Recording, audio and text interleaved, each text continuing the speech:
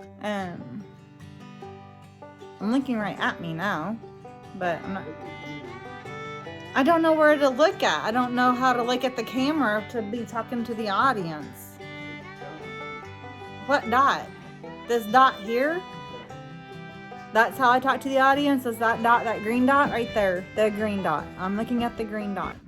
Who are we? I'm Jennifer Grow, and my husband Bob, who doesn't want to be in the video. We own this farm. And on this farm, we have a really big building. And in this building, we've turned it into a parrot room. So it's called Route 66 Parrot Sanctuary. It's about almost 5,000 square feet. And this is where we house our birds. So I'm making this video to give everybody an update from our original Birth of the Route 66 Parrot Sanctuary video. And also more because we found some bullies on this YouTube channels. So this is more of an update on the aviary and kind of give you a little history of what we do, why we do it, and how we do it, and how we've started. So this is a little bit of a history. We are just a few people in the world. I can edit these parts out. We are just a few people in the world that understand that taking care of large breed birds, parrots of such sort, it is a lifelong commitment. They outlive their owners many a times, or it's a bigger commitment than a lot of people understand and are not willing to put in the time, or cannot put in the time, or don't realize that when you work 8 to 12 hours a day and come home, then you want to give 4 hours love to this bird because they are seeking your attention, and it's become very hard for them. So that's how we kind of started. Was we realized there's a huge need and a huge population in our area that people obtain these birds, whether their mom and dad passes away, or it's a huge commitment and they didn't realize it and they didn't understand before they bought into these birds. The birth span of many of our birds can be anywhere from 30 years to over 100. We do have a few breeds that can live up to 15 to 20 years, but for the most part of our birds, they will outlive us. And what are we doing to help with that? We are bringing in our children and our grandchildren to come in and help us. One of my granddaughters, she comes over. She has basically been raised around the birds since she was born. We've always had the parrots in the home with us. And so one of her first words was Andre, one of our birds that we have. And we have raised her up knowing how to take care of them, proper ways to act around them, because children are loud, children scream, and the birds do not like that. So we have raised our granddaughter with the knowledge of how to take care of these birds and how to behave around these birds. We are also teaching our other children. We have 5 together, and 3 of them are really more active with our birds and helping us. We teach them the maintenance, caring of them, all those details that they need to know, because when we die, these birds are still going to live, and we need to teach them how to take care of them so that these birds stay out of the what's it called, Mom? So that these birds stay out of the pet trade. And because we are not here to breed our birds and sell our birds and make money off the birds. Nothing wrong. People do that. There's nothing wrong. But that's not what we are about, and that's not what we are doing. Now our birds do breed, some of them, and that's just what they do naturally in the wild. We do not prevent them to do things that they do in the wild. We just don't on purpose make them breed. Like I stated, the birds are a lot of commitment, and we have to do this daily. This is not, this is like a dog or a cat. You have to do this daily, and you have to do it. When you do take care of these birds, a lot of them require more than just a 20-minute interaction. So we have to spend hours. So one of the birds that we have in the home, they require constant attraction or attention, because that's the kind of breed that they are, is I want attention now kind of attitude. So this is a physically, mentally, and emotionally challenging task that we put ourselves to, And it, like I said, is a full-time commitment. Due to the fact that we are doing this ourselves, we are financially supporting our aviary, funding it, buying all the food, all those things, electricity bill, the heating bill, all the things that it takes to take care of it. What? I'm not there yet. The veterinary bills, the feeding bills, all the things that it takes to take care of, like the vet bills alone is pretty expensive because to have an avian vet, there's not very many out where we live, and so that can be kind of challenging because sometimes we have to drive an hour or two to find an avian vet, and then they're not very cheap sometimes. So because we are doing this on our own, we are not a 501c3, which is a non-for-profit organization. We don't do that for several reasons. We basically do this on our own. We don't join with these nonprofit organizations because there's a lot of other details that go with that. How did we get started? Well, Bob owned a bird years prior to me, and it was one of the birds. It was a Moluccan cockatoo? No, what was it? Huh? Umbrella cockatoo. An umbrella cockatoo. And umbrella cockatoos, that breed, they're a one bird family usually. Like, they don't like a lot of other competition. They scream a lot, real loud, real enunciated. They'll have other birds. They can be other birds in the home. But what I'm trying to say is they really want the attention. They're attention hogs. And he had young children also. And so he just realized that this bird needed more attention than what he could give it. And so he did have to get rid of that. Well, years later, him and I are together, and we saw a bird on the internet that somebody was needing to get rid of. That was a similar situation where they couldn't give it the attention and the need that it needed to. And the mother, so the person who owned the bird did not like his mother, and he stated that his mom couldn't even help him take care of it because the bird did not like the woman in the home. And so we went and we picked him up. His name is Andre. He is a green-winged macaw. He is a beautiful bird, and he attached to me very well, very quickly. So that's how we got started, was with one bird. And then originally Bob thought that Andre was going to be his, and because Andre's really attached himself to me, then we went and we bought a sun conure. She's just a little bitty thing when we bought her. She wasn't even weaned yet. Hello!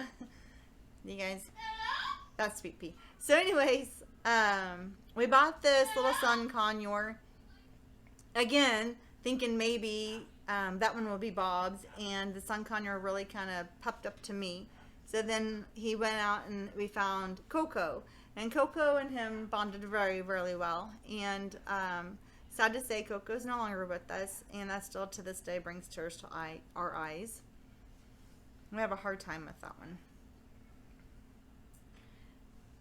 So that's how we got started, was we went and we got one bird, and then we bought another one, and then we went and got another one, and then people started hearing, oh, you have birds.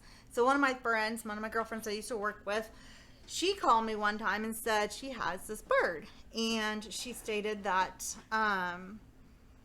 again, this bird did not like her mom. And every time her mom would walk in the room, was it her mom or her? Was it her mom? It was her mom, I believe.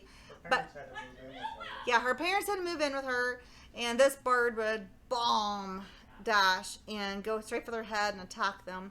And because she's trying to take care of her elder parents, she wasn't able to keep the bird because they were not doing well. And so we went and picked him up. He is also a sun conure, and his name is Peppy, and he is the most adorable thing.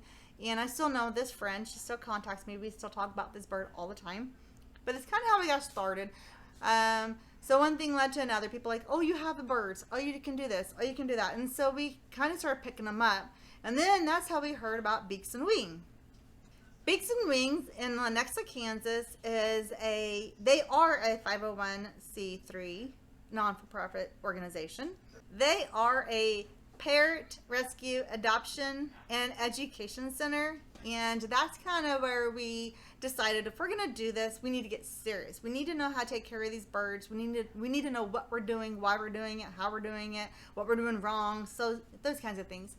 So In order to be a member, you have to take courses, and you have to do it over a period of time, and then you get like a certification. So we started going to these courses. We started learning about blood feathers. We started learning about plucking. We started learning about different kinds of breeds, different kinds of foods, temperaments, behavioral issues, do's and don'ts on like in the house, what to cook with, what not to cook with, different kinds of candles that you're not supposed to do. The things that we did not know. There's so many things about parrots that if you've never owned a bird and you light a candle, you can kill the bird like that. If you cook with specific cookware, you can kill a bird. And so, of course, during these events, the whole time I'm like, oh my gosh, we do that. Oh my goodness, oh my goodness, oh my goodness. So that kind of set that tone of we really need to get more involved in this group to know what we're doing.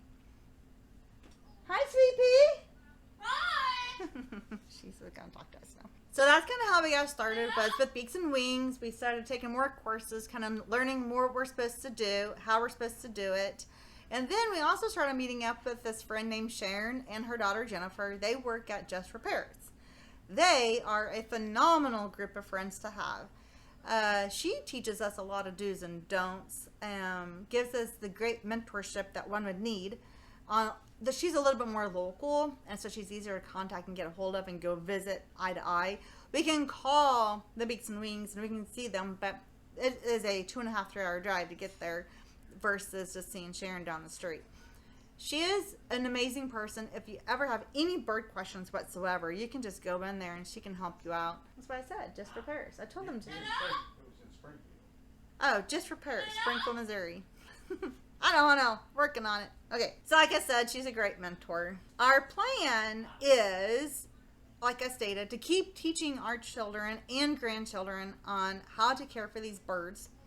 Also, to make our aviary a little bit more practical, and I'll show you the videos here in a little bit with that. And to continue to grow with the bird need population. So what do? We accept surrenders. So that's basically, I buy a bird, and it was a bigger challenge than what I thought. And so I no longer can take care of this bird because, well, one, it hates me or it bites me, or I don't know how to do it. Takes too much time, it's too expensive, those kinds of things. So if you want to surrender a bird, we will pick the bird up for you, and cage and all, food and all, whatever you want to give us, we'll take, and then we'll bring it out to our aviary.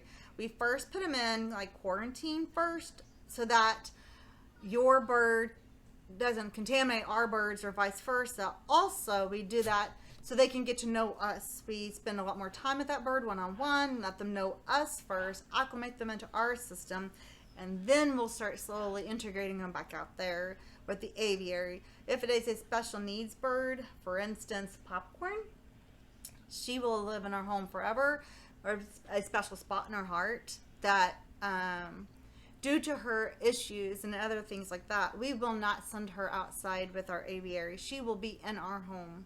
She'll just stay in our home forever. Oh, okay. So, like I said, Route 66. I'll show you a card.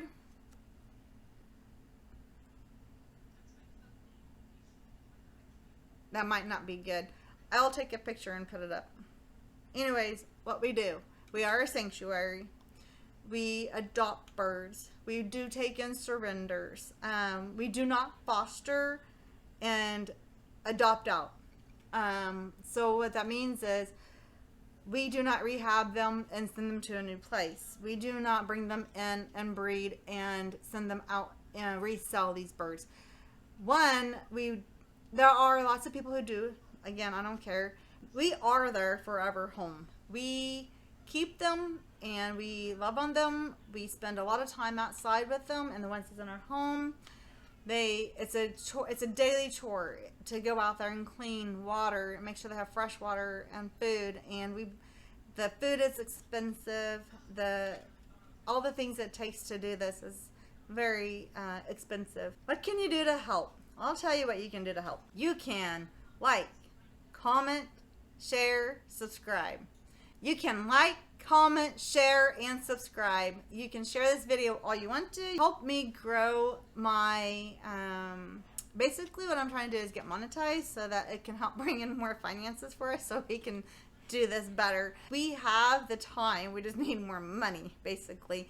One of the things that I do, I am a travel nurse. I have multiple degrees, but one of the things that I've found is locally where I live at, the nurses don't make a lot of money, and all my titled degrees, the jobs are very limited. I'll delete that.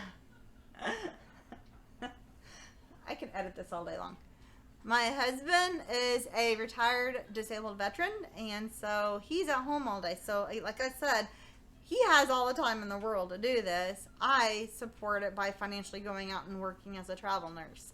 But what we can also do to help with that is get more subscribers and maybe help me get monetized so that the funds from that can help go towards the buildings and helping take care of the birds the way they need to be taken care of. You gonna talk? Say it. Say what you want to say. Hello? What you doing? Can you say oh, what you doing? It will be.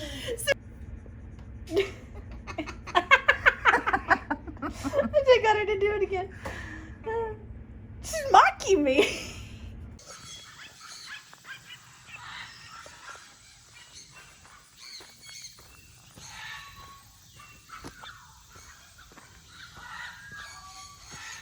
This is the aviary. Like I said before in some of my videos, this is almost 5,000 square foot building. And this door opens up all the way. We only open up halfway. It can go all the way, but we only open it halfway. And then on the back side, as I walk to the back side, I just got to do this. We have 3 baby Highland calves. And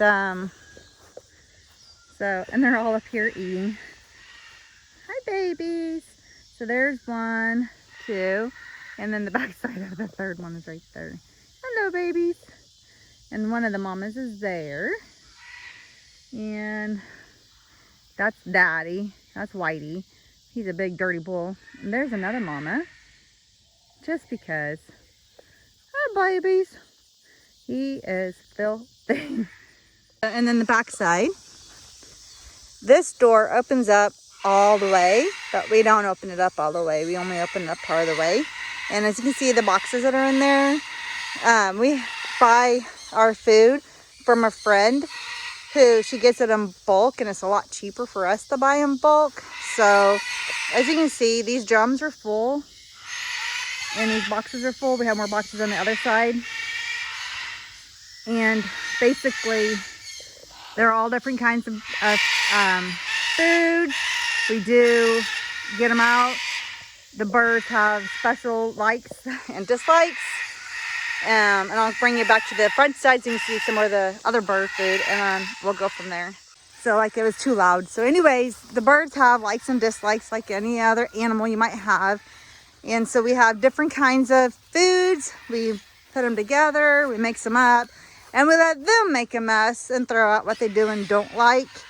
But we give them plenty of varieties. We don't feed peanuts per se, because peanuts does have aspergillus, and it's not necessarily the best for them. So now I'm going to come up to the front side, and we'll take a little tour in there. And then I'll do a voiceover on this part because it's so loud you won't be able to hear anything I have to say. Okay.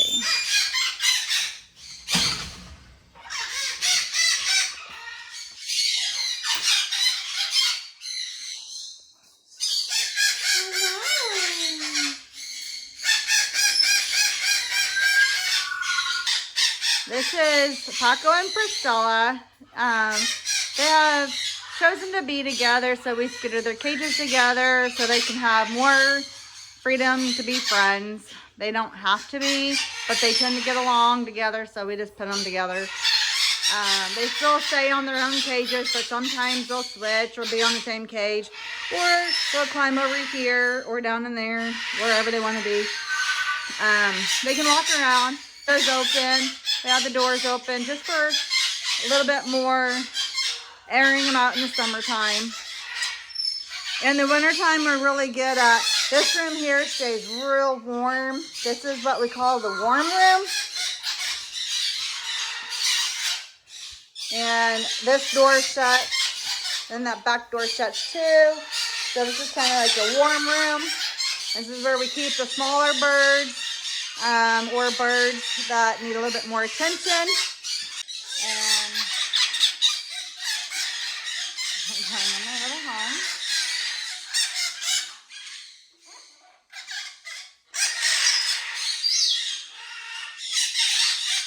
And this is where our Timonies are.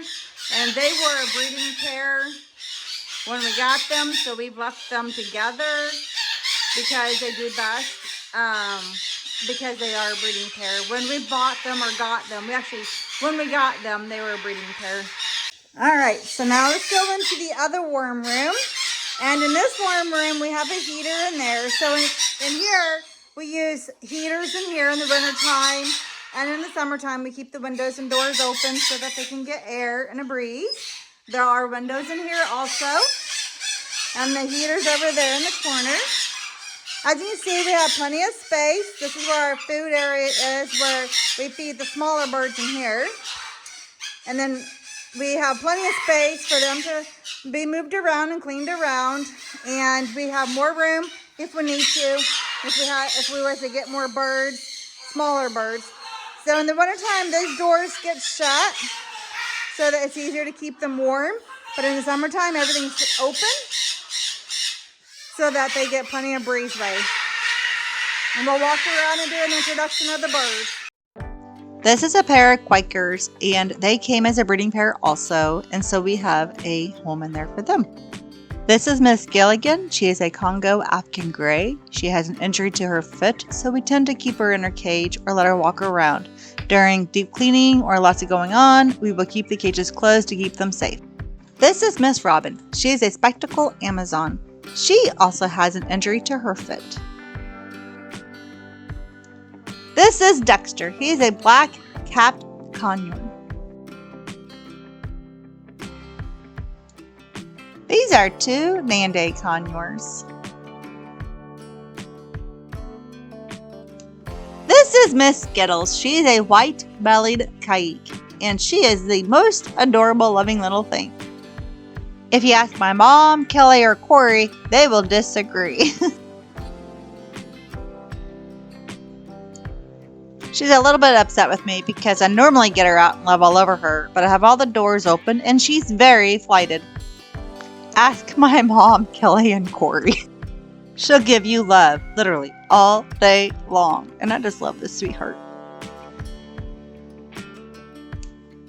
This is Buster, another one of our Quakers. Okay, now coming out to the main room. We have cages set up. There's nothing in that one. We have Andre and Angel. Yeah, I know. That's Sam. Hey, Sam. Hi, Sam. Sam. What is that? Is that you? Yeah. Hi, Maggie. Hello. Hello. Hello. Hello. Hello. Hi, Maggie. What you doing? Rock and roll. Rock and roll? Yeah, rock and roll. I love you. Hello. Hello. Now we have lots of room back here, and one of Bob's goals is we're going to bring this out and actually make partitioned areas that go all the way up and down into big, huge areas, so they don't have to have cages anymore. As you can see, our birds don't stay in their cages. Hi, Andre. We don't like them to stay in their cages, do we? We want them to be free. We want them to be moving around. Hi, you're so pretty. And this is Angel. Hi. Yeah. Hi. Hi, Jumley.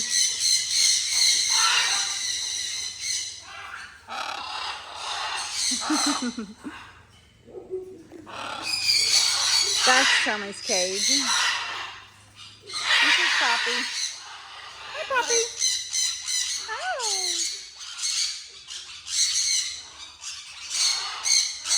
You want to eat me up, don't you, Poppy? Yeah. And then we have these two here.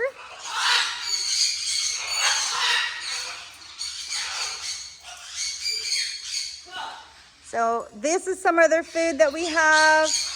And then this is wood. There's another whole area that's open back that way.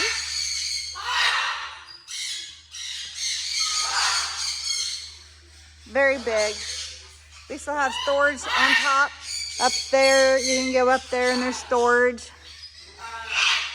And then this is some of their food. These are partitions that we're going to use to go around. They're insulation blocks, so we can insulate this better. And this is where our big heater is. We also have a heater in here.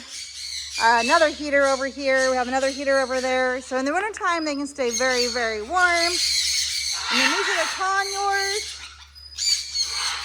Some of them. And this is a very big area. See, I'm 5'5", almost 5'6", and this thing is way up there. See how tall that is? It's big. See, real big. And it goes all the way around. They have plenty of room to fly around in there and be birds. And eventually, this is what we're going to have. All these areas are going to be blocked off. Like, we're going to come down this way here and block it off and go up so they can have all these rooms to fly and be open. So the whole area will be open. These are some of the newer ones.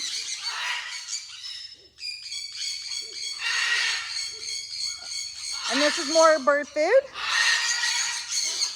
And then out there, we have bird food out there in that enclosed trailer that we have in there also.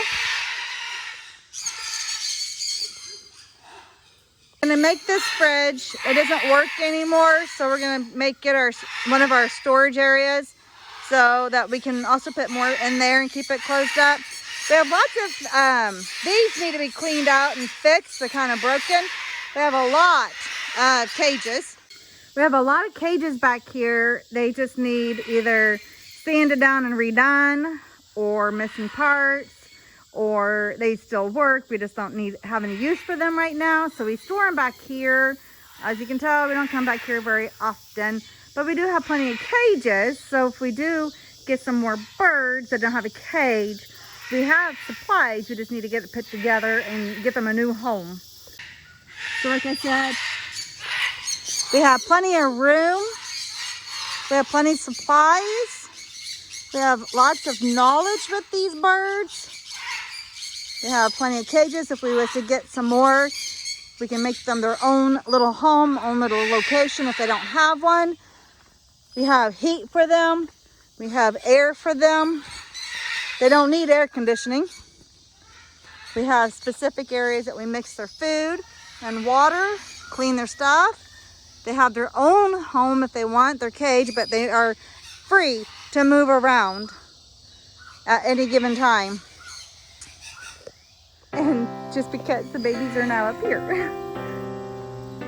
They're all laying down. Look at them laying down. I just love my babies. Like I said, we do this because we love it. The birds are cared for and they're very safe. Thank you for watching and hope you enjoyed.